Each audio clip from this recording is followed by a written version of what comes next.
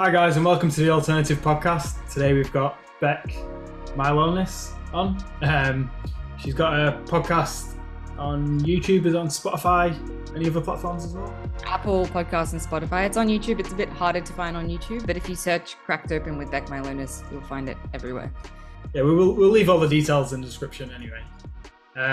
So just start off, something that stood out to me and Cam on your website was you've put that you have a defined feminine priestess lineage along with ancient can't say this word, I was trying to say it before, shamanic wisdom that you received from a deep connection to ancestors from earth and star races that seeded us. And me and Cam, it kind of stood out to us, that statement, so we just wanted you to expand on that a little bit. Awesome. Okay, let's see. Where do I start this? So to explain this, there kind of comes with the presumption or the assumption that we are multidimensional beings. I am this Beck sitting here, but actually I'm a soul, and my soul extends far beyond my body, extends far beyond this lifetime into many, many, many configurations of this soul.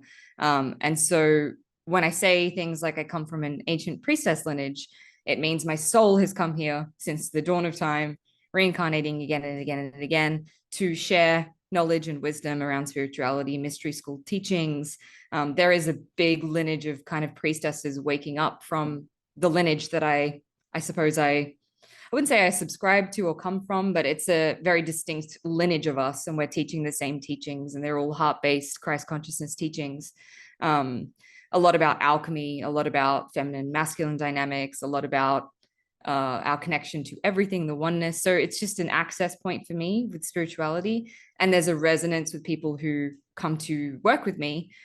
They hear that and they're like, I feel something, and it awakens a mystery within them of this memory of being in Isis's temple, or I don't know, walking beside Mary Magdalene or something like that. So that's what I speak about. The shamanic stuff is, I see shamanic as it's more of an ancestral, like indigenous connection to the earth. It's more earth medicine. Shamanic, yes, it's about connecting to spirit, but it's connecting to the spirit in everything. So the trees, the plants, and shamanism is practiced. It comes from a particular culture, and the word shaman comes from, I think it's, I'm not even going to say the place because my brain is just going, what? And I don't want to fuck it up, but there's a place where it comes from. I think it's, oh my God, where is it? It's, anyway. Is it Tibet?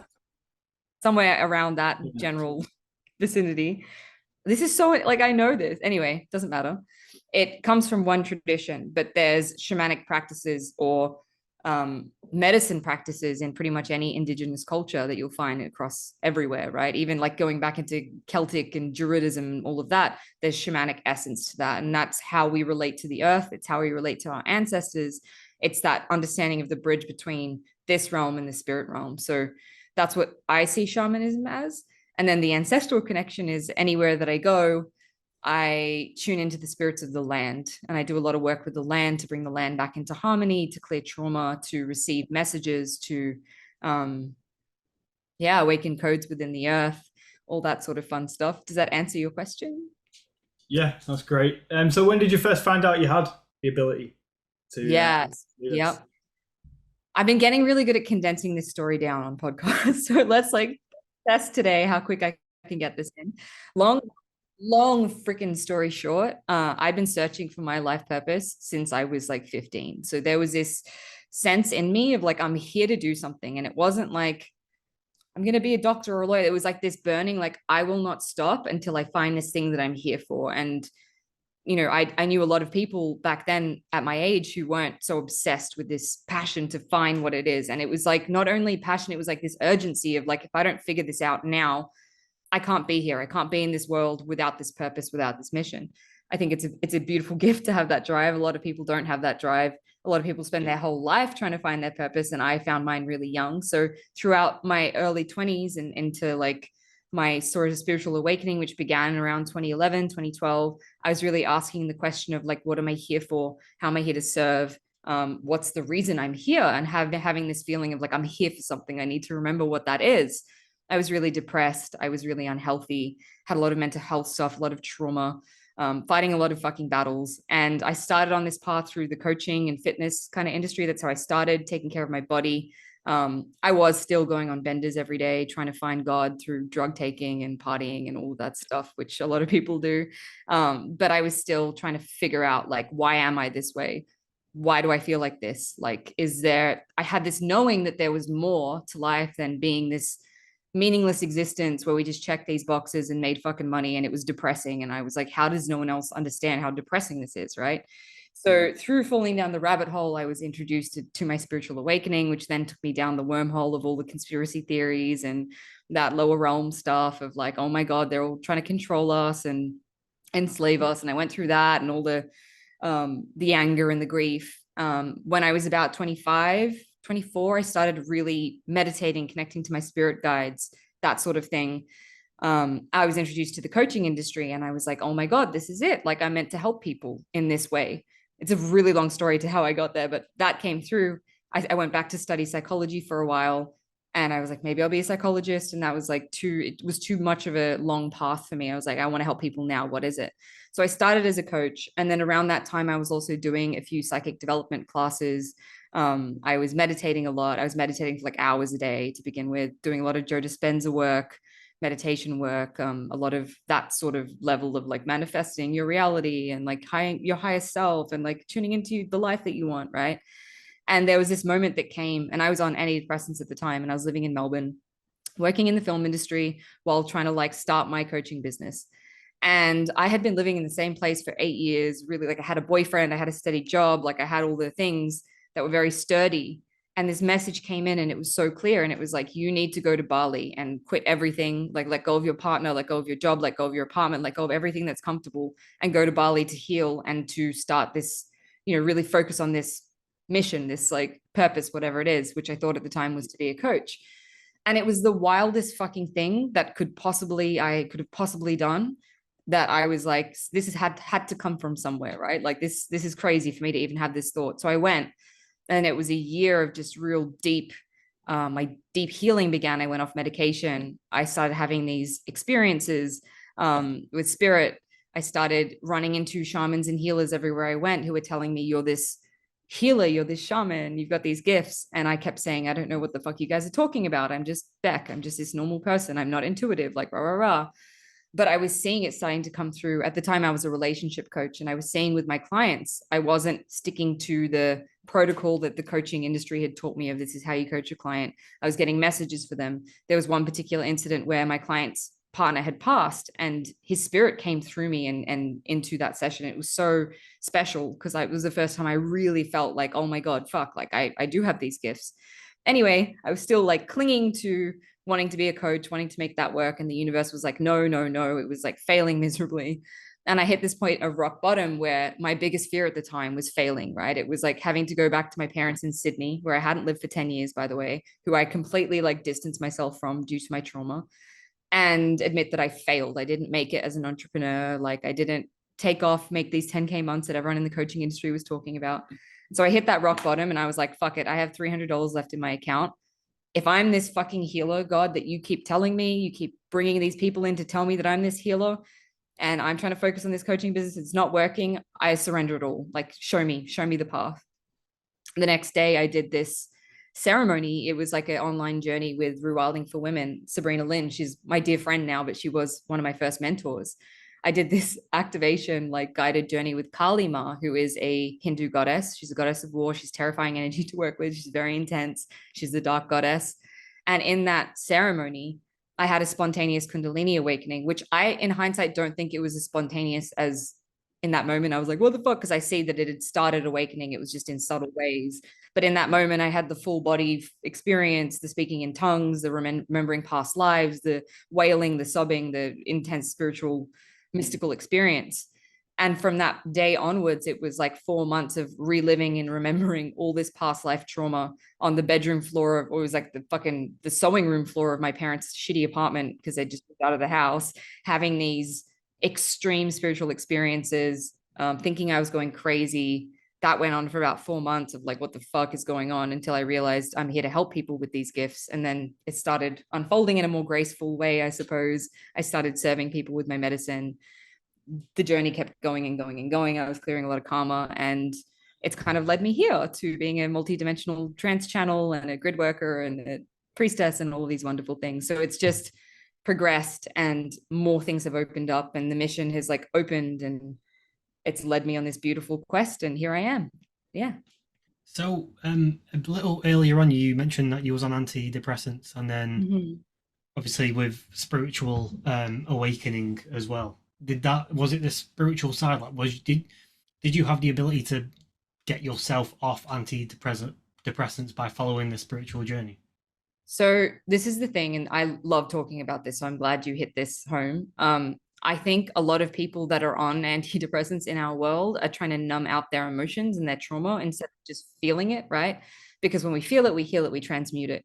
When you're on that stuff, it didn't make me not want to kill myself, by the way. Like I wanted to kill myself, I took the meds. They didn't make me not want to kill myself. They just made it numb. Like, so I didn't feel anything, right? If you knew me today, any of my friends, any of my romantic partners, anyone who's around me closely knows that I feel things so deeply, like so much more deeply than the average person. I'm here to feel everything until there's nothing left to feel, right? Feel into the depth. I'm the feminine, I'm the chaotic feminine. I'm here to feel emotion, right? And this is, I believe, a shaman or a healer or someone who is here to help people move through these tough emotions and heal them. They're here to feel things intensely. And so most people who are depressed or they're labeled schizophrenic or they're seeing things that aren't there or they're tuned into, I was labeled bipolar, right? So I have these extreme mood swings. Like I'm in bliss and then I'm in hell. And that's just how I am. And I didn't accept that. And I was like, I need to fix this. This is not normal. Like it's not normal to have these wild emotional swings and blah, blah, blah chaos. And now I'm realizing it's not normal to feel nothing and just cruise through your day being numb to everything, right? So generally, I think a lot of people who present with mental health problem, not everyone, I want to say not everyone, because I think not everyone is there to walk this path.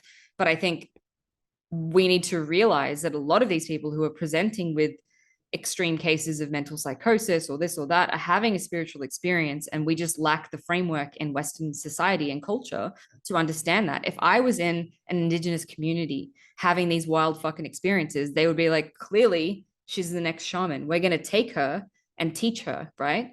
And what happens is in our Western culture, and what's been happening, and I've seen it happening, there's been a lot of healers being initiated, but they don't have by spirit. I mean by spirit, like they're just waking up, they're being initiated by spirit.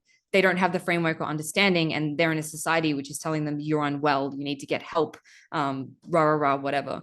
And so they don't have that initiation, they're self-initiated, and so it's really difficult.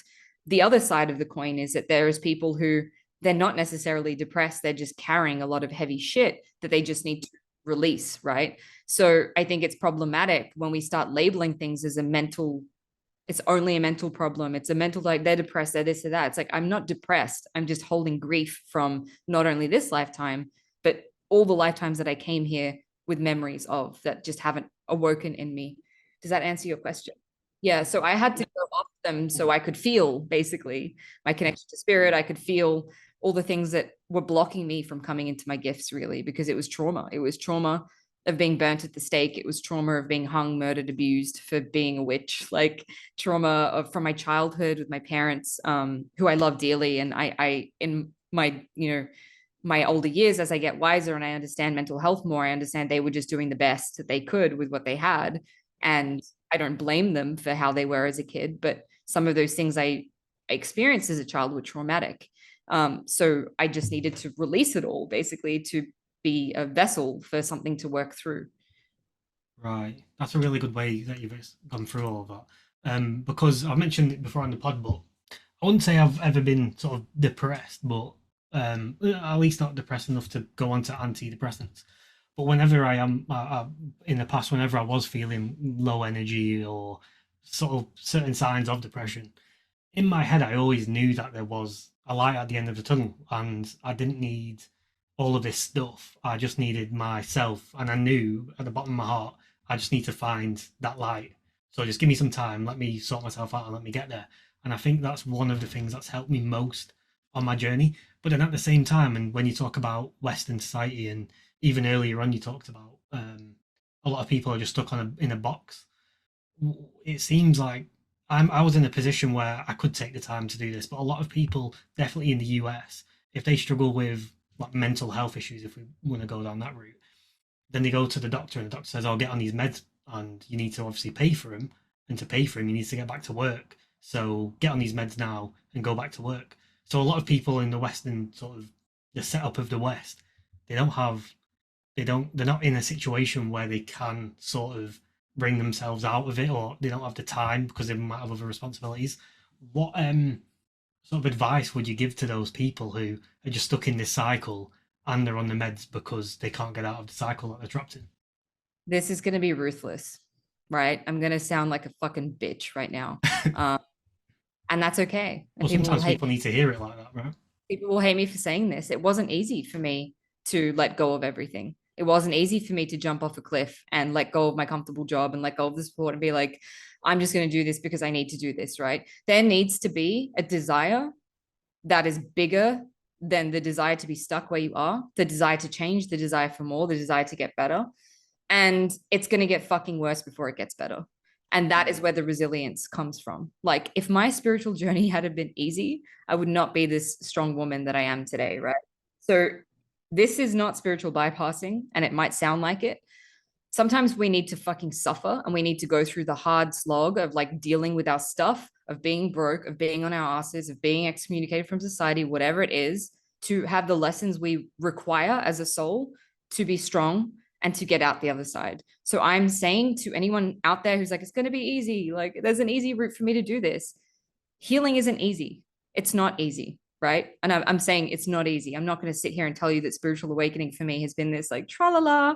It's been great. It's been hell. I have literally been dragged through hell on this journey. Like, things that I've had to endure and go through, most people would check out and not, and I'm not saying I'm so tough, and it's like, the reason why I could do that was because of what was in me, right? And that's why I chose to go through it in the way that I did. So the message is like, anything that you come up against, there is a part of you who, like you said, is capable of dealing with that, and you need to stop taking the easy route out. And I'm not saying that medication is the easy route, because I was on the medication at the start to get me started on the small habits. So it's like, the first step would be the small habits you can implement while you're in this system and this structure. You don't have to be dramatic. Like, I had to be dramatic because I'm fucking dramatic, and that's how I do everything. You don't have to be dramatic and quit everything, go off the meds like cold turkey, and then just go on this spiritual pilgrimage. That's not for everyone. And that's not, that's not realistic. But when you have that support, try to implement things in your life that are moving towards something higher, something better. So a journaling routine, go see a psychologist, go see healers, go read, do things. Like, if you're stuck in this rut and you're not doing anything, you're not going to get handed this miracle cure, which is like, here's the fix. Like, people need to understand it's not easy. You need to commit to it. And I think that's a problem with our society. We all want instant gratification. We start this healing journey. It's like my mom, she started this healing journey like 30 years ago, and it got hard. She had to deal with some sticky stuff, and she was like, I'd rather just go back on the meds and not fucking deal with it. And then she's still complaining about not, in the victim mentality. So it's like, you need to be able to and prepared to look at yourself, like really fucking look at yourself and face up to what you're not owning. And I think that requires courage, and that requires a support system. So I think the ability to communicate to people around you, hey, I'm not okay, gives people the space to then share, hey, I'm also not okay. And then you have that connection and that support. But you can't be battling this on your own, being like, I'm an island, I'm going to shut off from everything, I'm going to avoid it, because it's just going to get to a point where there's two routes. We can work with the universe, right? The universe will either make it easy for us, or gentle or graceful when we work with the universe and we say, okay, give me the support, whatever, I'm listening to the message, I need to change, what can I do? And solutions will come up. Even though it was fucking difficult for me, solutions were the right person, the right healer, the right circumstances. Even though I was broke as fuck, I was supported somehow to go through what I went through, right? I was always supported, even in those times when I felt like I wasn't. So we can take that route and flow with it and be like, I'm open and please help me, and ask for help. Or we can wait until we have to have a tower moment. There's a tower card in tarot, which is basically, if you get the tower card, shit is about to fucking implode in your life, and things will be, it's like the universe will whisper gently into your ear until you don't listen and don't listen and don't listen. Then it'll hit you with a bus. right? So it's like you can either get to that point where you avoid and avoid and avoid, and you'll get hit by a bus, which is what's going to happen to a lot of people. And I don't want to doom and gloom, but like we're all, those of us who are ready to wake up, like they'll get hit with that bus if they're avoiding their stuff. Or you can say, I acknowledge, and I'm going to start this journey gracefully and easily in whatever step I can, whatever resource I can in this moment. It doesn't have to be this, like I said, my experience of it, but just committing to yourself, like show up for yourself, do what you can, like find support, find like-minded people, stop engaging in the same patterns and behaviors. Like there's, Joe Dispenza talks about this a lot. And that's part of the reason I went to Bali, because I was listening to a lot of Joe Dispenza, and he's like, you need to change your environment so you're not firing the same neural pathways all the time with all the things around you, same people, same job, same circumstances. You're firing the same circuits off in your brain, the same neurochemistry. Of course, you're going to stay depressed. So you actually need to sometimes take yourself out of that environment and go do something totally different to give yourself the opportunity to be in a different space, to create space for your healing. I hope that serves. I think something in there will be useful to someone. There's a lot of useful information in there. Yeah. It's like the willingness. Like you have to have the willingness, because if you don't have the willingness, then you're going to stay stuck. You're going to stay in that situation, that relationship that doesn't fulfill you, that environment that doesn't fulfill you. Ultimately, so this is a spiritual journey, right? We come into this world as babies. We spend all of our lives as, children and teenagers learning who we are, creating this identity. We get to like young adulthood. Shit is actually really difficult. We don't think it is going to be, but then it's really difficult. And then we're like, oh my God, this is not what everyone sold me. And we start questioning our identity. The next step is to decondition everything that we think that we know and unbecome everything that we think that we are, to then get to that point of nothingness, because then we can rebuild as connected to the whole. The problem is people are so attached to the identity, to the everything that's around them, that they're not willing to unbecome and to look at themselves. Like you need to have a willingness to look at the uncomfortable stuff and ask yourself, why do I believe this? Why am I here in this job? What is it? Like, what's my desire for being here? Right? Because if you're in a job just to make money, it's like, why do you want to make money? Because I want to feel good about myself. Why do you want to feel good about yourself? Well, because society tells me I need to make money to feel good about myself. So you need to start questioning things, like asking questions. Why am I here? Right? Like that's the first thing. Start asking, why am I so depressed? What is it in my life that's creating my depression? What would I want my life to, what do I want to feel? Right? That is not this. Because planting that seed of hope gives you something to move towards. If you don't have a seed of hope, right? The reason for me going on this big adventure that I did was I picked up a law of attraction book, and I was like so cynical at the time. I was really depressed. I was cynical. I was in my bad girl era, like drinking and smoking and partying and whatever it was. And I was like, this is such a crock of new age shit and it can't possibly be real, but I'm going to play devil's advocate. If it was maybe real and I could have what I wanted, what would I want? And then I realized I didn't even know what I wanted. Like, what would really make me happy? So then it was this journey of like, well, what do I want? What would make me happy? What do I want to feel? Right. So it's starting to think about, well, if this is not making me happy, what would? And then going on this journey of exploring what would make me happy, what would fulfill me, right? Because what I'm doing is not working and it's not fulfilling me. And then you obviously go down the path of like, well, why have I chosen this for myself? And what am I getting out of this? Being here, being stuck. What gratification is my ego getting from this? But it having that anchor of like, what do I desire? What do I desire to feel? And that could literally just be like, I want to get out of bed and not want to kill myself. That could be as small as it starts. For me, that's how small it was.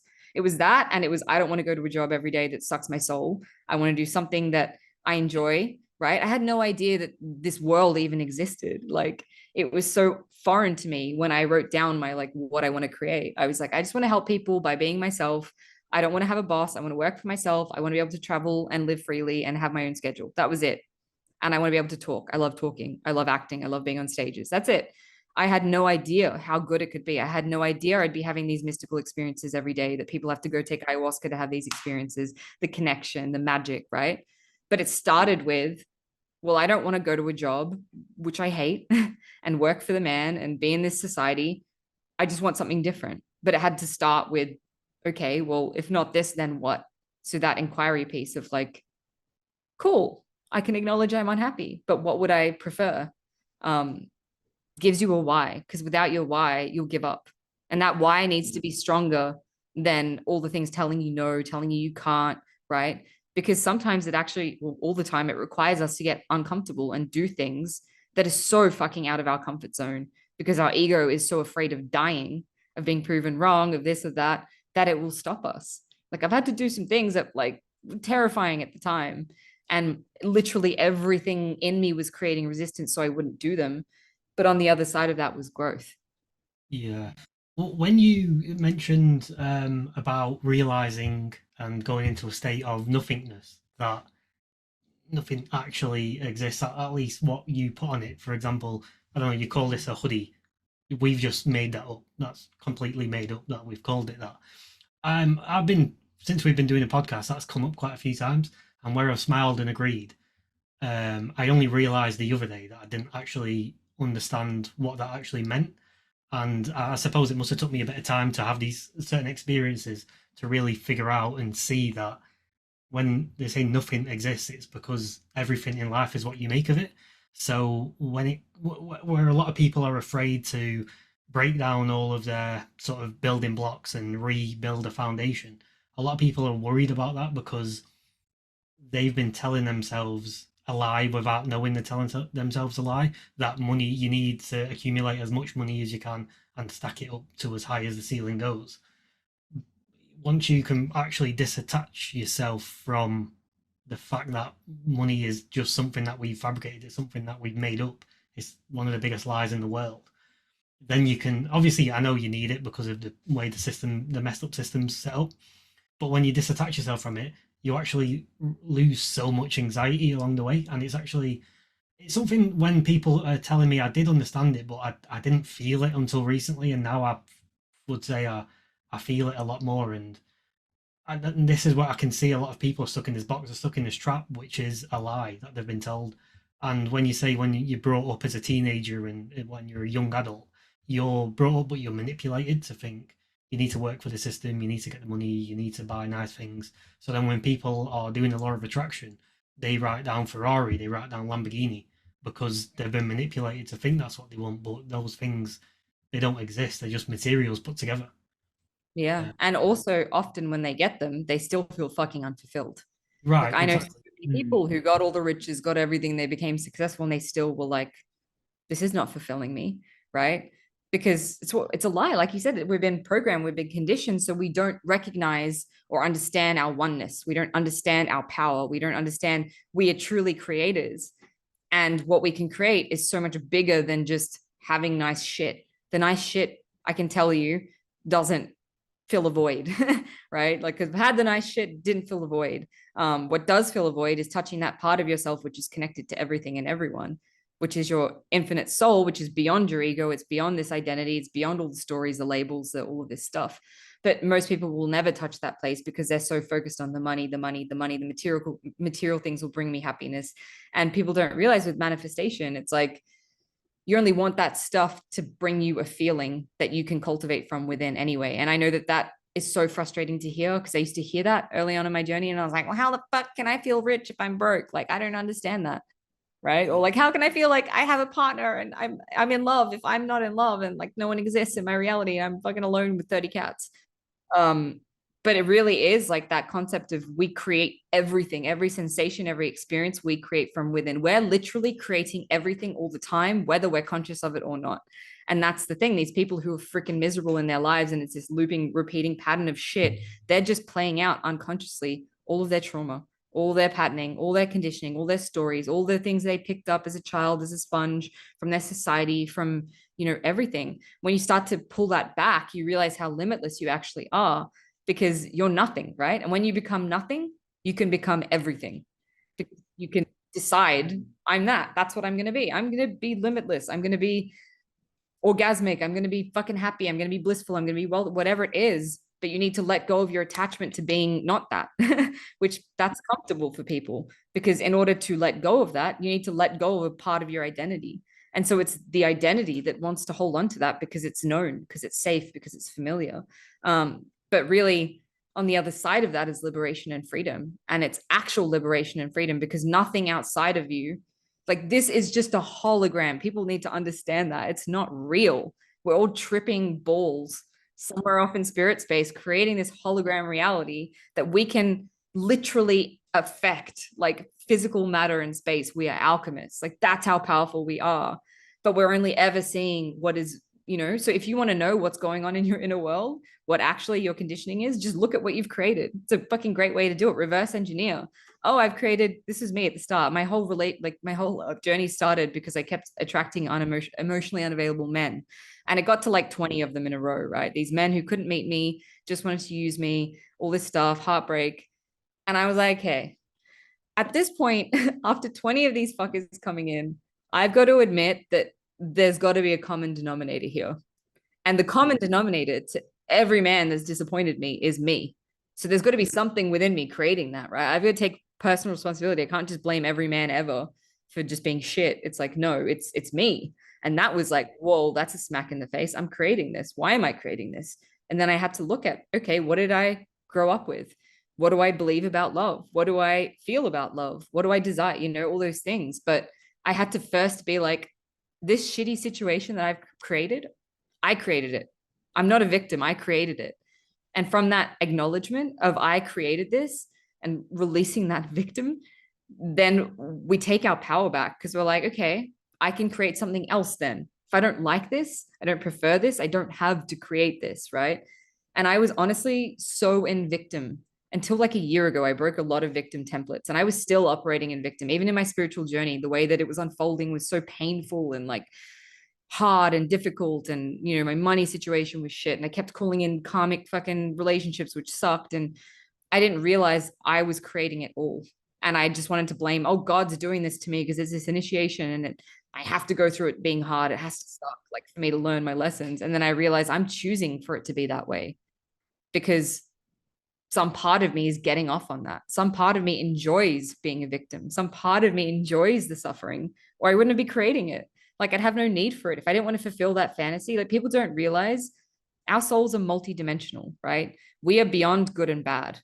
We create some things in our lives that are really shitty because we want to have that experience, because we don't see it as good and bad. We see it as like, I need to have that experience to evolve, right? So I'm going to choose to enter into this lifetime where I'm burnt at the stake. I don't know why on a human level I would choose that, but my soul chose that because it was the exact experience it wanted to have. Or I'm going to call in this partner that broke my heart and whatever it is, because on some level I desire to experience that. And that might be on an ego level of believing that's all I'm worthy of, or it might be on a soul level of this person has given me some lessons that I, you know, they were tough pills to swallow, but it was the medicine I needed to choose myself, or it was the medicine I needed to develop boundaries or whatever. So we can just constantly blame everything outside of ourselves, or we can see every single thing that happens as a gift. There's this story, I actually want to share it. My friend shared this with me the other day, and I think it's such a perfect example of how we can view life to get us out of victimhood. The story goes, you might know this one. I might butcher it as well, by the way, so please help me not butcher this. But there's a Chinese farmer, and he has 4 horses, right? And one day, 4 of the horses, they run away. The horses leave the paddock, and that was his livelihood. And everyone in the village was like, oh my God, what a terrible thing to happen. Your livelihood, it's gone. What are you going to do? What are you going to do? I think this might even be a parable from the Bible, and it's not Chinese and someone's just adapted it, but you know, whatever. Like Chinese whispers out. And they're like, oh my God, it's terrible. And he's like, maybe. The next day, 2 horses come back, and everyone's like, oh my God, wow, what a miracle. These 2 horses have come back. How great. And he's like, maybe. The next day, his son is on the horses. He rides one of the horses. He breaks both of his legs. And everyone's like, oh my God, what a terrible thing to happen. That's terrible. Oh my God. And he's like, maybe. A couple of weeks later, the war begins and soldiers start coming and enlisting all of the boys in the neighborhood of a certain age. His son couldn't get enlisted because he had a broken leg, right? And everyone's like, wow, what a blessing. And he goes, maybe. So the parable, or the moral of the story is, we judge something as bad and, oh my God, that's the worst fucking thing that could have possibly happened, when there's a blessing in it. There's a reason for it. It's always leading us to our next thing. There's been so many examples. I'm not even going to launch into them because I could be here for 5 hours talking about the number of things that blew up in my face, didn't work, were failures. They fucking sucked at the time. They were like, this is the hardest shit that I've ever had to go through. Why is this happening to me?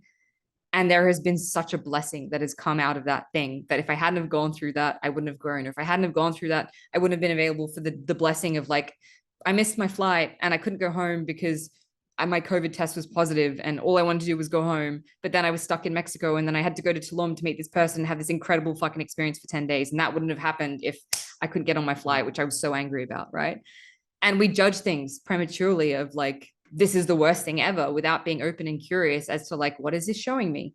What is this teaching me? Where's the gift? Where's the medicine? There's always medicine. There is always medicine, even in the most horrible sensations and feelings. There is always medicine. And so that's an empowering way, I believe, to view life. Like, what is the medicine in my situation? What am I learning? What am I learning about life, about myself? What am I being shown? Like, what is this projected reality showing me about something within myself that I can either change and evolve through or, accept or whatever it is. Right. Yeah. Yeah. I think I'm at that stage at the moment where I'm trying to, because a lot like what you've gone over there, a lot of people panic prematurely, but it's because, I don't know, we're kind of wired up to point blame as soon as we can, to take that heavy, if what feels like a heavy burden off our shoulders, we just point blame to push it onto someone else rather than just being a bit content for a moment and looking within. So I feel like that's where I'm at the moment. Yeah. And it's because we're resistant to change and we don't want change. We want familiar, we want safe. But I'm telling you, no one grew from their comfort zone. Like no one. And that's all over the hustle mentality, bro culture, like mindset work. I don't need to go into that. You've all heard that before, right? Yeah. But it's true. It is true. I'm about to go next month. Oh my God, the resistance in my whole body. I'm about to go to Guatemala on a 5-day jungle hike. That is not my vibe. I love nature, not one to jungle hike in the fucking trek to a pyramid for a pilgrimage. Like it's not my style. And there's so much resistance that I know it's the very thing I need to do to evolve into my next level, which is rewilding myself. Like I'm pretty rewilded considering who I was. If you knew me before, I was a princess, right? Which is not true. It's conditioning. But I can see how my evolution is, it requires me to get really fucking uncomfortable. It required me to come here to Mexico with barely any money, being like, I have this download of I have to go to Mexico. I don't know why the ancestors are calling me there. I'm going to trust. I'm going to follow my intuition. The number of times in my life I've been asked or required to do things that were fucking difficult that I could have been like, no, I'm going to pick the easy thing because it's safe and it's familiar and it's known. And I wouldn't have changed. I wouldn't have had the payoff. I'm not saying that it has to be difficult for you to have the payoff, but that's where the growth is. It's like I did this thing that was so terrifying and I did it and I didn't die. Like, and here I am still living and breathing, and some bullshit that I told myself was not possible is actually possible, and it didn't kill me and whatever. And the problem is we're surrounded by people who project their own fears onto us. You're not gonna, my dad did this the start of my business, the first 2 years of my business. Entrepreneurs never make it. Stay in your comfortable job, get a fucking profession that's like reputable, do this, do that, you're smart, you could do medicine, like all this shit projected onto me. You can't go live in Bali, don't go to Mexico, everyone's a cartel in Mexico, right? Like constantly project. It's true, there's so many of them here. I've met a lot of them. No, I'm kidding. I mean, there are, it's true. I've had some stories told to me that I was like, fuck. But it's constantly projected, right? And if you listen to those things, then you're going to take them on as your truth, and they're just other people's shit being projected onto you. And so can you free yourself from that? Can you be like, I hear the voice in my head that is telling me this is terrifying and I can't possibly get through this, but I'm going to choose to believe in the part of myself on the other side of this who has experienced the up level because of it. And that's okay. So manifesting, right? People try and manifest, and they try and manifest something and they think, oh, it's not working because everything shows up that's the opposite of what they've asked for, not realizing that every time something shows up that's not quite there, or something goes backwards, or whatever it is, it's creating space for them to embody the person who has that desire, right? So every single karmic relationship that came in for me, every soulmate that came in that broke my fucking heart, is preparing me for my divine union. And I used to be victimized by that and be like, why, God, did you bring me? I just wanted this, and this, but you brought me this, and what the fuck? Like, it's not fair. Not realizing that every experience was a moment for me to love myself a little bit more, for me to express a boundary, for me to grow, for me to develop, to be the woman who is in resonance with what I'm calling in, right? Like if we get something before we're ready to hold it and not push it away because of our trauma or our conditioning, or fuck it up or sabotage or whatever it is, God doesn't want us, God, the universe, our higher self, whatever, doesn't want us to have our manifestations before we're ready to hold them. And that's what people don't realize. Like everything that's showing up that is not the thing that you want or seems shitty is preparing you. Like it's on its way. It's preparing you for what you desire. You just need to, like, a quantum shift happens and that thing shows up when you're embodying so deeply the identity level of the version of yourself that has that. And there's no resistance, there's no worthiness blocks, there's no stories attached to it. It's just like, oh yeah, I could have that. It's that simple, right? And then it shows up because you just don't even give a shit about it by that point, because you feel so good that it's like, I'm not attaching my identity to this partner, or I'm not attaching my identity to this 10K month or whatever it is. There's no story. Yeah. So like, I just flow and I just follow the next thing because I don't need to get anywhere, right? Is that making sense, what I'm saying? Yeah. Yeah. So it's actually the journey that we go on to attain our desires, or to have the things that we want, in which we find out who we are as a soul, in which we find out what our true purpose is. Like, my life initiated me to this path. Like, all the things that I thought I wanted initiated me to what would truly fulfill me. And sometimes what we think we truly want wouldn't truly actually fulfill us. It's just filling a void. Or there's something else that we couldn't even, like, I could not have even imagined the shit that I'm out here doing. If you told me 10 years ago, you're going to be this medicine woman traveling around nomadically, like meeting all these cool people, like speaking to spirit, like having these mystical experiences every second day that are like, you just took 5 grams of mushrooms sober. Like, if someone had told me that, I would have literally laughed in their face, because it was so far removed from where I was. And sometimes our true desires, our soul desires for us, our destiny is so big. It's so completely different to anything that we could dream at from our current access point, that we can't even be fed it. We just have to be fed the breadcrumb trail of, okay, coaching. Okay, cool, coaching. That's like, I can accept that I want to help people with mindset. And then it was like, from coaching, it was a bit of energy healing. Oh, okay, cool. Then shamanic stuff. And then it was working with shamanic, ancestors. I can accept ancestors, and I can accept talking to trees and plants. That seems cool. And then it was the aliens started talking to me, and I was like, fuck, this is a bit of a stretch. I'm here to channel aliens. Damn, like that's crazy. And then it was dragons and fucking unicorns and all sorts of it's just, but I was not prepared. I was not ready for that. If someone had told me you'll be channeling aliens and doing a conference at the end of the year, at a conference for ufology, channeling aliens, I would literally look at them in the face and be like, wow. When you channel aliens, what does that entail? Like, what does that entail? So channeling is basically just tuning into things existing on different dimensional spectrums. So we're here in 3D. Some humans are kind of tuning into the 4th dimension, which is the astral realm, which is where we go when we dream, we sleep. 5th dimension is Christ consciousness, or it's unity consciousness, or it's where we're all kind of like sharing a collective memory. These interdimensional, high dimensional beings, or that's what I like to call them, aliens, are basically just other races and beings who exist on higher dimensional frequencies. So they don't have a physical body here in our plane of existence, because it's not necessary for them. They're vibrating at a higher frequency where they don't require a body.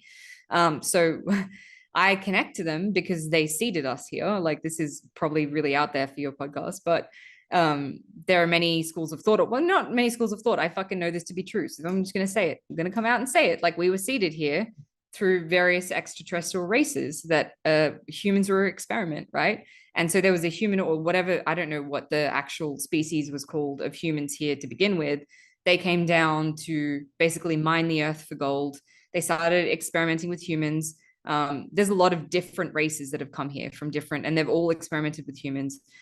Long story short, here we are, these hybrid humans with that DNA within us. And it's the divine DNA, it's 12-strand DNA. It's a DNA that allows us to time travel, to bilocate physically, to, spaceships, for instance. The way that they travel is because of they're able to manipulate time and space in different ways, or they're beyond like our construct of time, for instance, like linear time. That only exists in the 3rd dimension, 4th dimension and above, and we're in quantum time, which means that all reality is stacked up like parallel, right? It's all simultaneously occurring.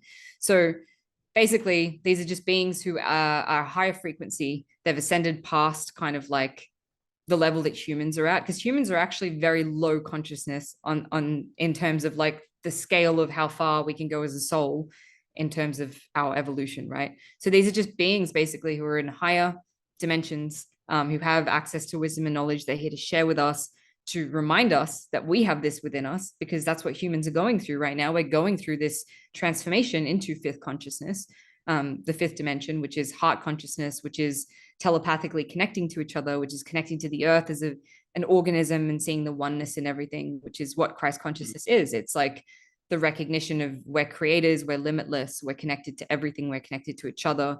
There is no separation. There is just unity, right? Unity consciousness.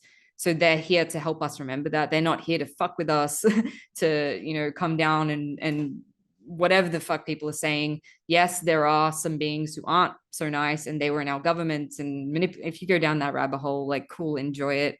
I had to go down that rabbit hole to now realize that's the rabbit hole that I'm not interested in. You know, it was there, it's a thing. Now we don't need to pay attention, to pay lip service to that, because we want to create something new. So yeah, I mean, if you want to talk about why humans are enslaved into this system of money and this and that, it was very tactical. So we would never remember that we are these limitless creators, that we have this DNA within us, that we all can awaken, all of us. It's not just fucking me because I'm special. It's not, you know, I'm not gifted. I'm not anyone that you can't be. And that's really what Jesus' teachings were. And they just got so fucking backwards manipulated by society. Jesus wasn't saying, I am God's child and I'm the only one. He was saying, I think there's actually a quote of like, all of you can, I don't know what the quote, I'm really bad at quotes and remembering shit today, obviously, but he was basically saying everything that I can do, you can do. And that was immediately taken out of the Bible. And it's in Mary Magdalene's gospel, which, by the way, they were together. That was a divine union. She wasn't a prostitute. She was a priestess. So there's this, yeah, anyway, but he was basically saying, you were creators. You can turn water into wine. You can do this. You can do that. God is within you. God is not outside of you, right? That was his teaching. He was an alien, like, and not alien, like he wasn't alien, but he had, his soul was from a lineage that obviously wasn't from here. We call them light workers, star seeds, whatever, ascended masters. And he had mastered this over years and incarnations and incarnations, mystery school teachings, to come here in that incarnation and leave that imprint. Where did society sort of go on? So Jesus had all these teachings.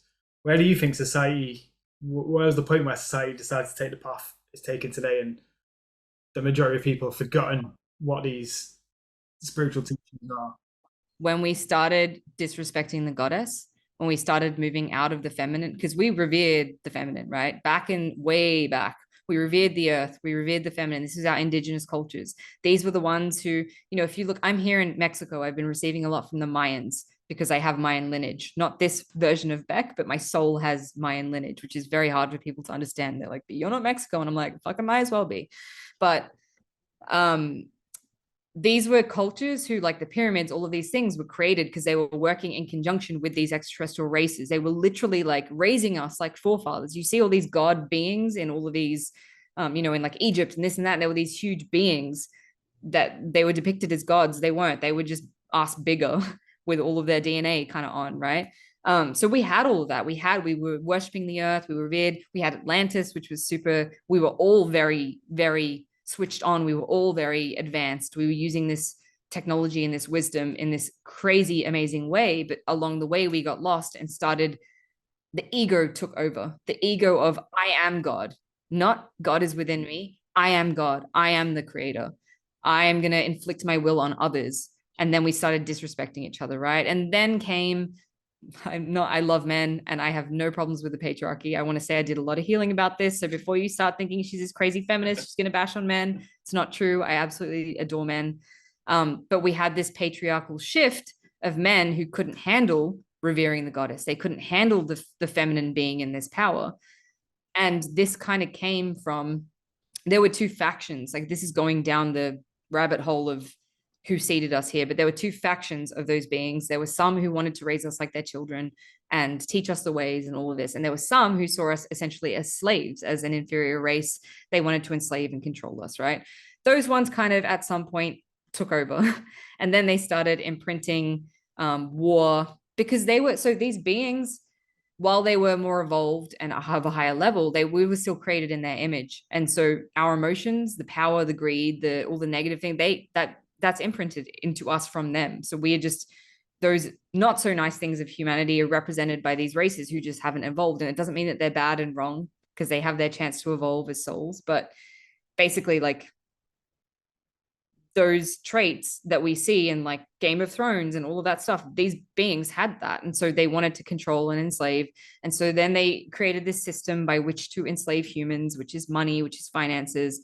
And then our whole society became very masculine focused, men as leaders, war.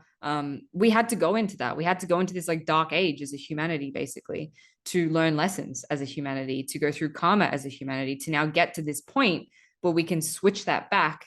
And it's not even about going back to the age of the goddess, because it's not that. It's about the feminine and the masculine coming together now in unity and revering each other and working together, which is unity consciousness. But essentially we had to go through all of that. And it's like, again, it's this higher perspective of all the bad leads to good. And there's no right or wrong. It's our history. For humans to evolve beyond fear, beyond separation, we had to learn our lessons. And humanity's young. Like in terms of all the races in the star system, we're really fucking young. And so we're just where we're at in our evolutionary process. You think, oh, thousands of millions of years, however, I don't know how long humans have actually been here, but that's a long time. Some of these other beings, it's like millions and millions of years they've been here. And it's the evolutionary process that we all go through as souls. So humanities as a race is actually fairly young, even though we've reached these pinnacle points like Atlantis or Lemuria, we're still pretty young. And so we still need to learn these lessons, break this karma, break ourselves out of that cycle so we can evolve. And the good news is we're getting there. Like we're getting to a point where the percentage of awakened beings is tipping that scale, where it's like now you guys have probably heard this statistic of like how many people need to be awakened in order to influence the whole of humanity. Like that is, I'm feeling the shift happening. The energies are really supportive of that shift happening. People are becoming more conscious, more aware, more awake, more self-aware, more loving, more kind, more aware of their impact on the earth. You know, psychedelic studies are coming out and helping people, and all these amazing things are happening. You can focus on all the things that aren't fucking working. We still have wars, we still have governments stuck, like, but I prefer to focus on, look how many people, look at the fact that we're having this conversation on this podcast, people are listening to it, you know, that's amazing. So we are, I think, as a humanity, evolving and growing. And there are many of us like myself, and I'm sure you guys at some point, who aren't human as a soul, like our soul didn't originate from this earth, who've come here to remind humans and to help them to evolve, right? Doesn't make us better, doesn't make us any fucking different. I still did a lot of shitty things. That essentially was me clearing up my karma for the past 3 years, remembering all the terrible things that I did, enslaving humanity, killing people, raping people. You know, I was having to face all of that and be like, you think you're this goddess fucking starseed healer, and here you are having to remember doing terrible things to people, like shit, you know, and forgiving yourself. So yeah, we're all evolving and growing, and we all have to go through certain things to choose love, right? It's not a choice that some of us make naturally. We have to understand what isn't love and experience doing that, to then have the inverse of what it feels like to have that done to us, to then be like, I actually choose to not do that in the next lifetime, because I don't want to create karmic ripples for some future version of me to deal with. I want to leave a beautiful legacy. Yeah. So how important do you think, because you mentioned drugs a few times, yeah, how important do you think psychedelics are in a spiritual awakening? It's really interesting that you're saying this to me, right? So I have done quite a few psychedelic kind of, or plant medicines. I've done Wachuma, which is like San Pedro, it's cactus medicine. I used to do a lot of mushrooms, so psilocybin. One of the biggest experiences I had earlier on in this journey was a 5 gram, like a heroic dose of mushrooms, and I had a complete ego death. It was like earth shattering, but it was so useful. I believe, and I know this for fact, I used to do a lot of drugs recreationally as a kid, like in my 20s, right? To try and seek these experiences of oneness and connection. And I was seeking God through these drugs.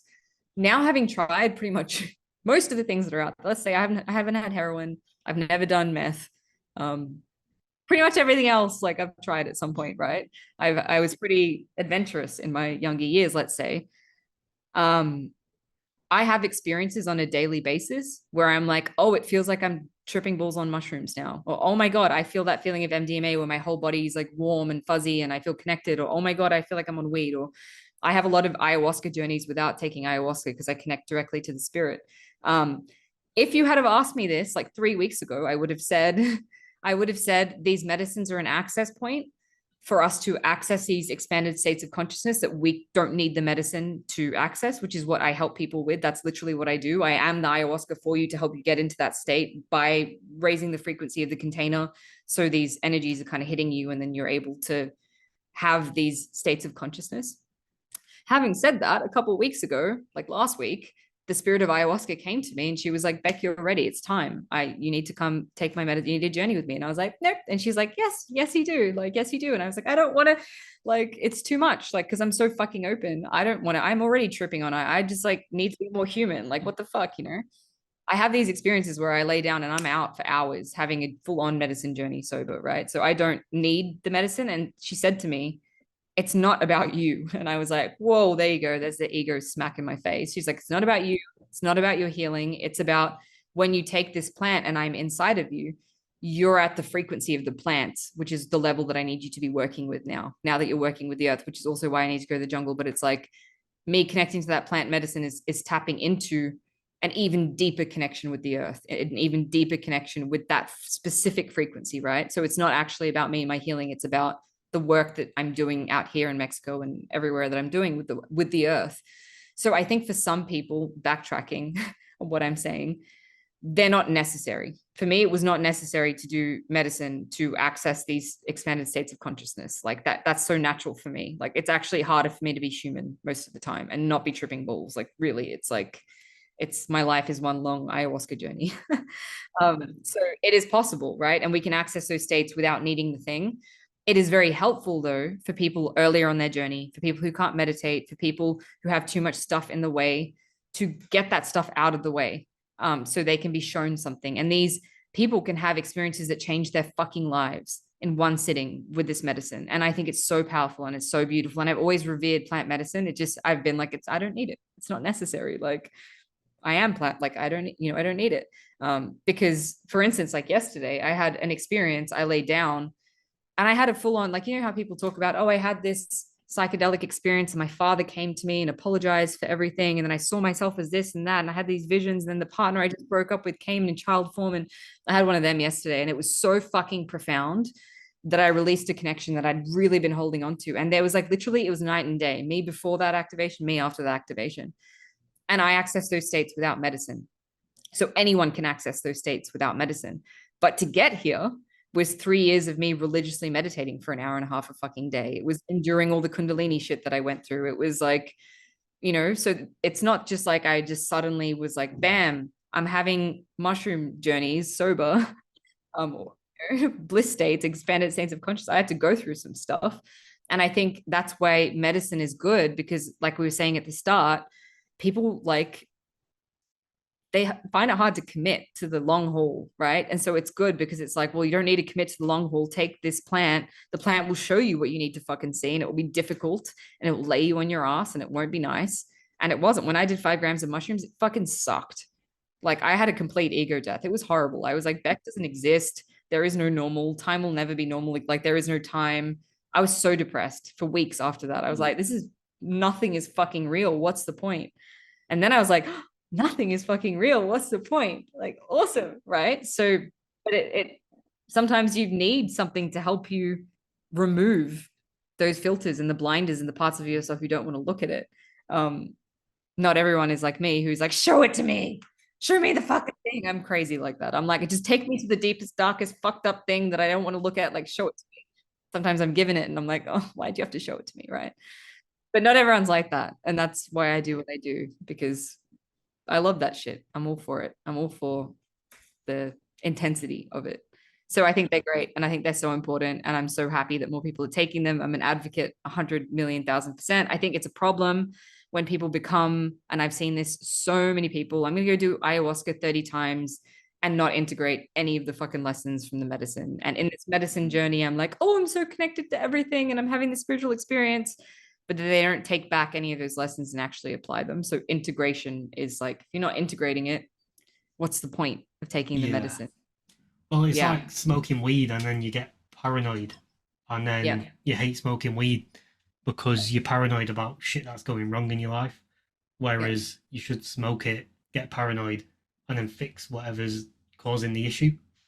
Yeah, I had a podcast recently. You guys know Ryan he does this one time on psychedelics, his podcast. Anyway, he's now a mate of mine, introduced to me through our mutual friend, and he does a lot of weed awareness or like teaching people how to. You should have him on here. Actually, he's great. I'll connect you guys. He was talking about how the weed only brings up what's already within you. So it's not like that weed is the fault for what you're experiencing, right? Because I used to get super paranoid on weed as well. And I had to not smoke it because I was like, this is horrible. Why do I want to be in crippling anxiety that the police are going to come? Like, that's fucking not fun. And it was only showing me my internal thing that I didn't want to look at. And now it's like when something comes up, I'm like, well, this is coming up for a purpose. I remember on my 5-gram mushroom journey, I related to the mushrooms like this maternal energy. It was just, it wasn't like all these spirits and this and that. It was me and this maternal energy, like this mother. And that's all I could describe it as. And my mantra through that entire thing was like, I trust you, mama. I trust you. I trust you, mama. I trust you. I trust you that if you are showing me something, there is a reason you're showing it to me. And even if it's fucking literally, I'm looking at the devil in the face, there's a reason you're showing it to me. And it's going to shift, right? Like it comes in these waves where people think if I avoid the grief, then I don't have to sit in it forever. If I get into the grief or I start feeling the grief or the pain or the scary thing, it's going to last for fucking ever. And actually, they don't realize if you just go full balls deep into it and feel it all, there's not much more to feel. Like yesterday, I was experiencing some grief due to a relationship ending that actually felt like someone had died. It was like grief beyond, this was like a deep soulmate connection. And it really fucking broke me. Like it broke me. I love this man. And it was like having to deal with that grief that I've been avoiding, which is why I hadn't called in a soulmate who loved me back, right? I was always calling in soulmates who couldn't love me back. Anyway, long story short, had this relationship. It ended. I had to end it for my own like self-worth, my own self-love. And the grief that I was being shown yesterday, there was a point where I was like, firstly, I don't even know if I can hold this much grief, but I also don't want to continue this anymore. I said to myself, I said to my body, I said to God, I said to my higher self, let's just fucking do it. Let's go in and feel it till there's no more. Like, let's just feel it all. I'm just going to feel it all. I'm going to feel it all and it will either fucking kill me or I'll release it. It was there for an hour, right? It had been days, actually, a week before, like slower release. But this was like yesterday, it was this moment of like, this is some intense shit and I can't hold this. And I've been through some shit, like some really heavy shit, but this was like, whoa. And I just had this moment of like, there's nothing I can do but just feel it. It took an hour. It took an hour of me just being like praying, help me hold this, help me love this, help me be enough love to hold this. It's okay. It's going to pass. It's okay. It's going to pass. This is not forever. It feels like it's forever, but it's not. And then bam, after an hour of like praying and just holding it with love, this whole journey happened that I just said, and all these things happened. And then 30 minutes of that, and I came out the other side with no grief. It was like, I thought of him and I was just smiling. And it was like, oh my God, I've shifted that so quickly just by being willing to feel it. And that's what it's like with these medicines. Like they bring it up, the intensity of all of it. So you can just sit with it and look at it. And usually this thing that you've created this huge story about, it's so scary, it's so deep, it's so painful. You'd be surprised at how much you can fucking hold. And you would not be given anything that you can't hold. And that's been a reminder for me, because this path to get to where I am there's been some contracts for me to feel some things, which, like I said earlier, most people would end their lives if they felt it. Like there was in 2020, it was super heavy. And I was fighting literal demons every single day. I was receiving attacks. I was seeing like horror. It was horrible. It was really, really awful, feeling pretty much the abuse of every single child has ever felt, like sexual abuse, right? Like, so it was like some really heavy fucking shit for humanity that I was feeling, which I don't do anymore because it's not my job to feel things for others. But all I could do was literally pray. Like I was on my hands and knees every fucking day, crying on my kitchen floor, just being like, God, please hold me with enough love to get through this. Like help me to find that light within me, because I cannot do this alone. And it required for me to reach to a higher part of myself because my human was not handling it. But because of that, now any single thing, like yesterday, I thought that was going to break me and kill me. I was like, whoa, this is like, I didn't even know I could feel this much grief about a dude. Like that's fucked. I just kept remembering. Do you remember that time in 2020 when you were going to kill yourself because you were being siphoned and attacked and drained, and you thought you couldn't get through that, and you got through that, and then everything was fine after that? It's like everything initiates you into the next thing, and you become stronger, and then you become capable of holding it, and you're like, I can do this. I can do this. This seems like this is never ending. This seems like I will never get out of this. But there is a part of me that is so much love that when I access that part of me, I can hold this. I can hold this version of myself in this grief. I can hold myself that's experiencing loss. I can hold myself in this discomfort because it's an illusion. Because really, all it is love.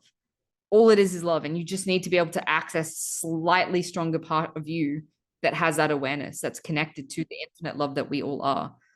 And if you can't, access it through fucking Jesus, access it through Buddha, access it through angels, access it through your dead mom, access it through something, right? Put it outside of yourself. If you can't find that from within you, from your own heart space, find something that will inspire that love in you of feeling like you're supported. Like if you're not religious, you don't believe in God, there's something for you to, you know, even if it's my own strength or my higher self, whatever, find something that inspires that strength within you or that reason for getting through it. I just went on another rant. I'm really good at doing that. I just go on long ass. Insightful rants. But yeah, so what you're talking about is building resilience basically, but on a much sort of deeper level of resilience. And what I don't know if you've heard of Chris Williamson. He's a UK podcaster. He's moved over to Texas. And I was listening to him the other day and he was talking about he put a scenario out there where he's got, say you've got a friend and you agree to meet at 3 o'clock and you get there and he doesn't turn up till 3:30, and then you meet him again a few weeks later, he doesn't turn up to 3:45, and then you meet him again and he doesn't turn up at all, he doesn't ring you, he doesn't let you know that he's not coming. You'll stop hanging around with that guy because he's making you feel some type of way and he's not great for you because you don't trust him anymore. So it's negative energy who you wouldn't hang around with because he's just passing that negative energy onto you subconsciously without him even knowing that he's doing that. And then he said to himself, I don't know if this was his own situation or he just put it out there, but he said, imagine you've got a list of things to do for yourself and you put them off and you need to do this thing for yourself at 9 a.m. in the morning and you don't do it. You say, I'll do it tomorrow. If all them jobs were your friend doing that, you would stop hanging around with him. So why would you do it to yourself and continue like pretending that you're happy? You should really take on the burden as if actually you're giving me negative energy to yourself and fix that. And basically what he was saying was like people who are struggling with building resilience because they're in situations where they can't go straight to that deep level of resilience and they need the low hanging fruit to begin with, fix up your own life just by little increments. And quite a few years back now, before I even started, I would call a spiritual journey. I listened to Jordan Peterson and or read his book, and he said just clean your room and make your bed in every morning. And that's something I still keep in my mind today. It's like clean up your space, clean up your life, make yourself content with you, and make yourself responsible if you're not doing things that you should be doing. And just by doing that, you'll build these lower levels of resilience. And then when you get another sort of opportunity to, you can level it up again. And them opportunities are what we were discussing before, are challenges, which a lot of people will look at because they've not done them lower levels of resilience. They'll look at these challenges and think, look, I can't do that. I'd rather just not do it and go and watch TV or go and play a video game. I am not dealing with that right now because that's too much stress for me. But if you had built up them lower levels of resilience, you would then see that as an opportunity. So challenges should be seen as an opportunity to make yourself a better person. So the way I'm looking at life now is, and it is hard in certain situations, but it's something that you can work on.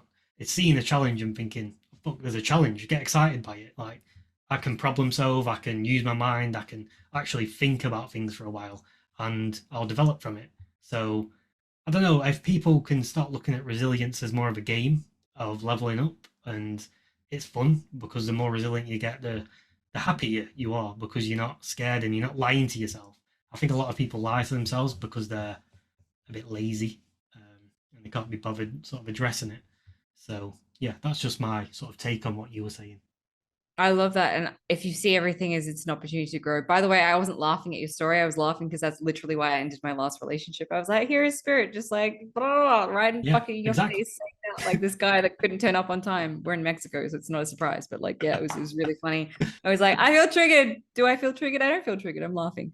But it was for me to see the parts of myself that weren't showing up on time, that weren't in my committed masculine. Like he was literally a mirror to my own flaky fucking bullshit, which I had to deal with and choose myself. So yeah. It's interesting. I actually started this whole journey as a choice to work out more. Like that sounds so crazy, but like the first access point for me on this whole journey was exercise. And it wasn't even like hard workouts, it was going for a walk every day. Like such a small, simple thing, committing to it. You don't need to be me on this crazy ass fucking like, let's jump off a bridge and like go nuts. You don't need to start like that. Like something as small as I'm going to go for a walk every day. I'm going to eat a vegetable. I'm gonna, like read a page of a book, like so small, but they make, like you said, the incremental change over time. I'm so here for that. Yeah, because I think a lot of the problem is we freak ourselves out because we see the end result and we're like, how the fuck am I gonna get there? Like that's so far, but it's that 1% better every day. I love that. Yeah, unless you're ready to go all in, and I'm really for the all in camp. Like go Yeah, fucking. it's like the complete opposite of what the path that you took. I'm the wild feminine, so like give me the intensity, right? I'm here to feel it all. But no, that's not for everyone.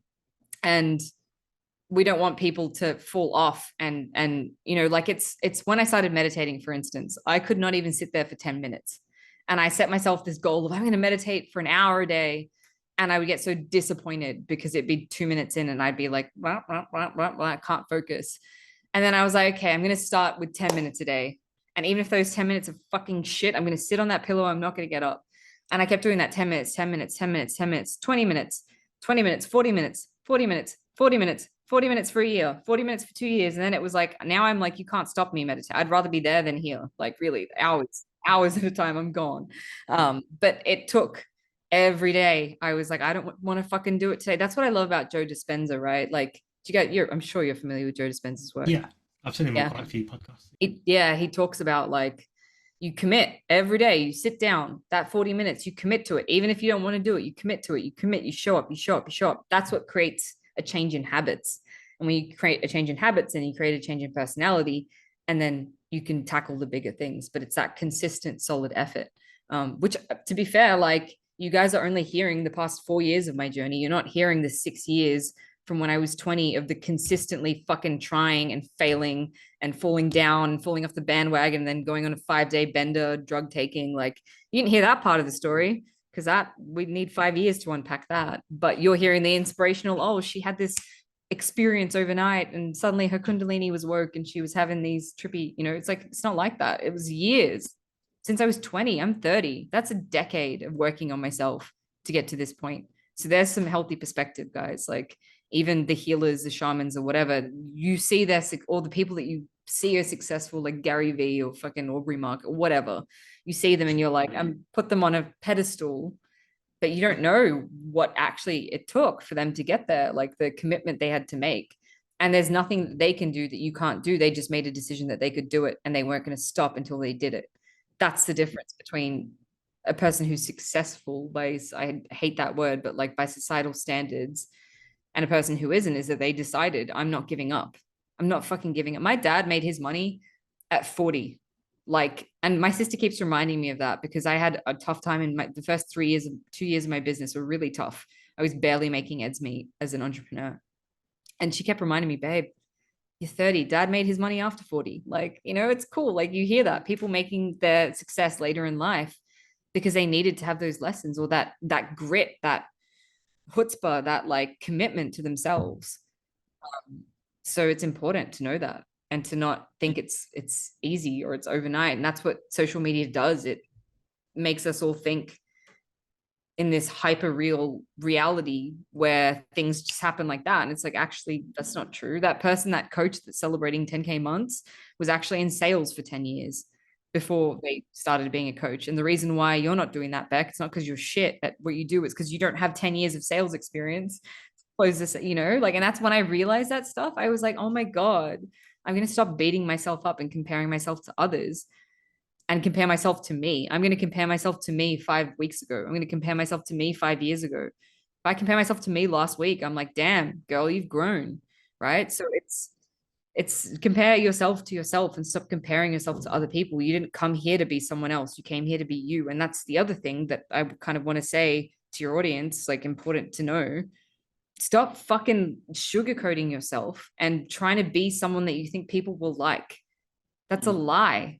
Like they're not even liking you for the real you. When you can be yourself authentically without giving it, it's so freeing, honestly. Because I used to say, I don't give a shit, but it was a mask of me. I'm this tough, rebel, independent, don't give a shit. But really, I was like, please love me, please love me. I'm going to push you all away so you don't push me away. But now I genuinely don't give a shit. And it's so fucking freeing. Like just not giving a shit. It's like, oh, I don't care if you don't like me. Because there's people who like me because of who I am, right? And they like me with my fucking weird shit. I'm weird. I'm a weird person. I really like I don't know many people as weird as me. And that's like probably some identity thing I'm trying to tell myself. I'm so different. But you know, but there's people who are going to love you for your weird shit and meet you in your weird shit. And so why are you pretending? Like we all want love. We all want to be loved. So love yourself for who you are and stop trying to be someone else and compare yourself to someone else's vision or version of success or what they've achieved or what they haven't achieved or where they're at. And it's different from where you are. Like you're exactly where you need to be.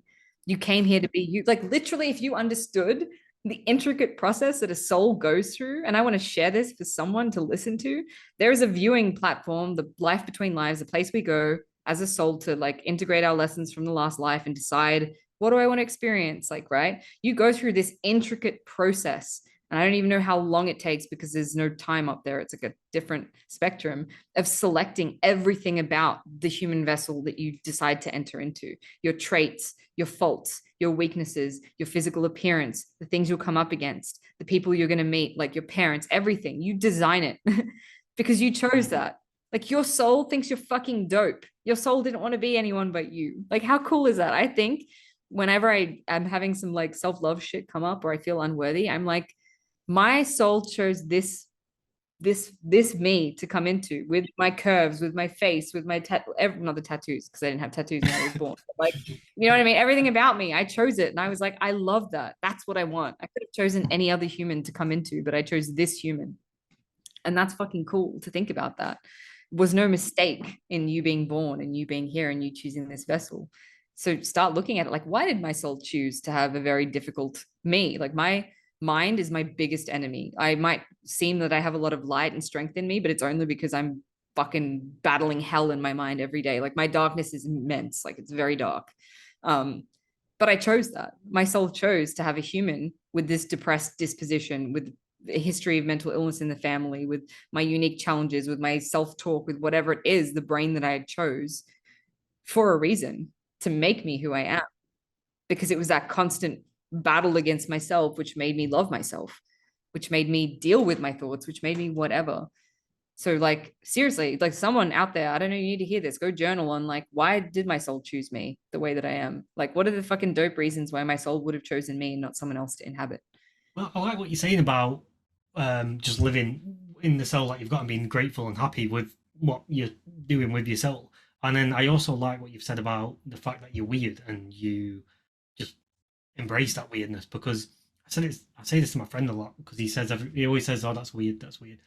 And then I said to him, "I think everyone's weird. Just a lot of people are good at suppressing it." But then what you've just said then's made me realize, like, the less people suppress it, the happier they'll be. People are suppressing weirdness because they want to fit the quota of what life should be or what TV tells you life should be, and then they're not actually happy because they're like, I'm so out of tune with my soul because I'm trying to replicate, I don't know, Jennifer Aniston's soul or Tom Cruise's soul. I'm so not in like aligned with my true soul. So yeah, embrace the weirdness, and everyone's weird. There's an anecdote I want to share. Like, you have no idea how much you can inspire someone just by being yourself. There's a gym I go to here, and I remember when I first started coming, it was like really shocking to me because I'd just been in Australia for 3 months where all the men were quiet, no one made noise, like everyone would kept to themselves. Here, the guys are like, oh, when they're lifting weights, like it's like, right? Like no one gives a shit here. And I remember like the first day I came in, I was like, oh, people don't give a shit here. That's so freeing. There was this one guy and I fucking vibed him hard. I was like, that's so cool that you're just like, at first I was like, that's kind of weird. Then I was like, no, it's awesome. And then this chick walked in. We ended up being best friends, but she was making noises. And I was like, that's so cool that everyone has permission to just do whatever the fuck they want. So then I started doing my movement practice. And I used to be really like, even 6 months ago, I couldn't do my movement practice in public because I'd be like, I look freaky. My eyes roll in the back of my head when I'm channeling. I do hand movements. Like it's also very sexual sometimes the way I dance. It's sensual movement. So it's like, that's a lot for someone to just like walk in on me, like full on twerking and whatever, like in a gym. Like it's like, I'm not going to do that in a gym. I'll do it at home in the privacy of my home. Anyway, so this one day I was like, fuck it. Like it's a free for all here. I don't give a shit. And to be fair, it had been like months of me in Bali being like, I'm going to do my Qigong in public. I'm going to do these little weird things in public and stop caring. Anyway, I was doing my movement practice. I was fully in it. I was letting myself dance. I was letting myself express. And this girl came up to me in the end and she goes, you have no idea the permission you have just given me. Like, it's so inspiring to watch you dance like that and just not give a shit. And then she started doing it. And then another girl started, and it was just like this flow on effect because I gave myself permission to just be weird. And well, actually, this guy making those grunting sounds gave me permission to just be like, oh, so it's like you don't know how much you're impacting people by just being yourself, by saying the weird, awkward thing that everyone is thinking, but no one is saying. Like, we're just like, oh, please love me, please love me. We're so afraid. But it's like, actually, people are going to love the weird shit those that are for you and those that aren't for you. If something that is your authentic truth triggers someone, they're not meant to be in your life anyway. They're doing you a favor by leaving. Like, think about like you're just the biggest protection mechanism you can have to being rejected is being yourself, because people are going to naturally exit your life that aren't for you. So they're not going to ultimately reject you down the line once you've gotten involved with them. If you were, like being someone else. I hope that made sense. I think my words got convoluted at the end, but it was like, if you're just being yourself, people will just naturally be repelled by you if you're not for them. And that's fine. Because every person that you're not for, there's another person out there who it's like so magical. Like the connections I have with people, it's like instant, like, oh, I get you. This is dope. We can just be weird together and like laugh. And it's so cool, right? Yeah, because it like filters everything out for you, so it's like refreshing for you because it's helping you cleanse whatever it is you need to cleanse. Yeah, what you're saying about the gym reminds me of the opposite of. I don't know if you've seen the video in. They're in like a waiting room and a buzzer goes off every 10 seconds or something, and one guy stands up every time the buzzer goes off and then sits back down. And then the buzzer goes off, he stands up and sits back down, and then sooner or later, then the people that are around him, one by one, start joining in, and then the new people that enter the room are looking around at everyone standing up when the buzzer goes off, and then they stand up. But that's like the opposite effect, where everyone's like, I'm doing all this, but I don't know why I'm doing it, and they're confused. They must be running through some negative emotions there. But then what you've flipped it and said, fuck it, just be myself, and other people can then see it's a safe space to be yourself, and then everyone around's a lot more happy and positive. They're not doing stuff to fit the quota of what's been put in front of them without them even knowing why. Yeah, the other side to that actually is that no one gives a shit. Yeah. It's so like, really, it's what I realized. I was like, no one's even fucking looking at me. They don't care. And if they are, like, good, you enjoy that. Like, you are welcome, right? But it's like something I had to condition in my brain. Everyone is so focused on themselves. Right, exactly. So fucking egocentric that they're not even looking at you in the gym. They don't even care. That's what I kept telling myself to make myself feel better. Then I realized people don't care. And if they're looking at me, usually it's because they're, I don't know, they're intrigued. So it's like, it doesn't matter. And why are you putting some other person that you don't even know their opinion of you above your own? Like, who are they? They're some random stranger, and you care about what they think more than what you feel about yourself. It's just, humans are really funny. It's really funny. I still see myself doing this shit sometimes, and I'm like, hey, why do you fucking care about some random person like on the street that, I just do weird shit in public now all the time because I find it so like just liberating and enjoyable. But yeah, I was so fucking focused on what are other people going to think? What are other people going to think about me? I want other people to like me and accept me because I couldn't like me and accept me. When I started liking me and accepting me, I was like, if you don't like me, that's on you. I think I'm dope. Well, once you figure out that you can like yourself, then you start thinking, well, I don't actually need to seek the benefit of people having to like me. Either you like me or you don't. I like myself, so I'm fine. I've got a question to ask. Me and Aaron recently watched Insidious, and then we've been talking about astral projection. What is that astral projection, and how exactly does it work, and where do you go? Yeah, it's been really interesting because actually I take like mystery. I don't know how to say this in a way. Like, how do I even explain this? I I have experience, like I'm receiving mystery school training all the time in trance states from other beings from other dimensions, which can get really wacky and fucking crazy. And then I take them teachings and I teach my students, or like I show my students through me. I help them to access these states. Lately, I've been doing a lot of like by locating. So like taking my consciousness and putting it onto different timelines of myself, which is really fucking trippy. Like it's like, whoa, I'm connecting to some version of myself in an alternate timeline in this other space and then sharing frequency, which is how I'm doing grid work. So it's interesting you asked that because that's been a big part of what I've been doing and being initiated in lately. But basically what it is, it's understanding that our consciousness exists outside of our body, can exist outside of our body. So you can project your consciousness out of this body into whatever place that you desire to be. So it could be a different dimension. Like me, it could be a different timeline, like of my multidimensional self. So there's this Beck, and there's like infinite other Becks that made different choices in different places in different time lines. It gets really, timelines still like confuse the shit out of me. I've been doing a lot of timeline work, but it's still, time travel is really intricate. But yeah, you can basically project your consciousness or your awareness into a different version of yourself or a different place. That's how they do like remote viewing. So you hear those psychics who are like enlisted by the CIA to do remote viewing into like Russia and see shit. Like, it's because they're projecting their consciousness into a different place. But in order to do any of that, you need to understand that we're beyond this like the most basic level is like our consciousness can go anywhere because it's all connected, right? So yeah, that's what astral traveling to me is. It's like projecting your consciousness somewhere else. Other really cool things that you can do is like have wild fucking astral experiences with other people. There was an awareness that I had. This is going into like sexuality, tantric connection, that realm of like we're all connected in that way. I started having these wild sex dreams about people that felt so real that I was having that experience. And I was like, it was like lucid. So I was sleeping, but I was also aware of the fact that I was sleeping and I was able to manipulate that dream like in the ways that I wanted it. And I started realizing most of them at the start were like people I'd never known. And I was like, am I actually having these experiences? Is my soul going and fucking people in the astral realm? Like what's going, my soul is a hoe. Like what is going on? Right. I do a lot of sexuality work as well, guys. So it's like, there's deeper layers to unpack about this. I'm not just saying I'm just fucking random strangers in the realms.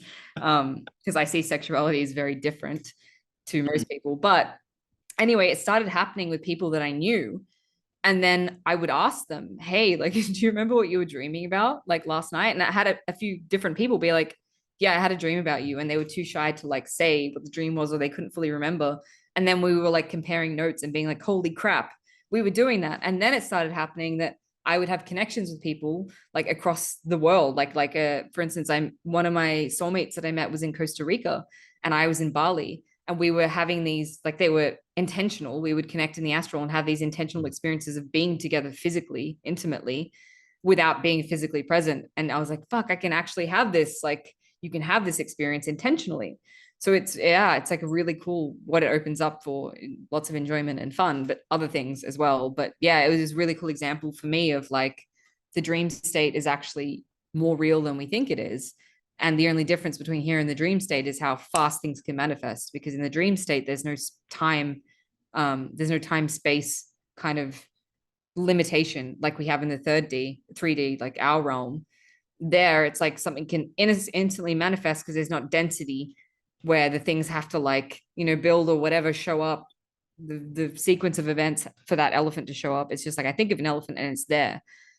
So playing in those realms is really cool because this is where healing can be really instant. Like that experience I had that I was mentioning yesterday, my dad showed up, his soul was there. I was having this experience with his soul. I was having this experience with the partner I just broke up with. I had my future partner come in and felt him, and our little children ran off together. Like all these things that are not real, or they're hallucinations or the projections, to me, they were more real than this physical reality.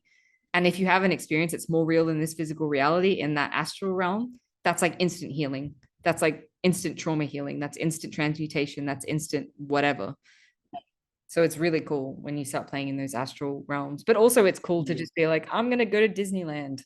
Check that out.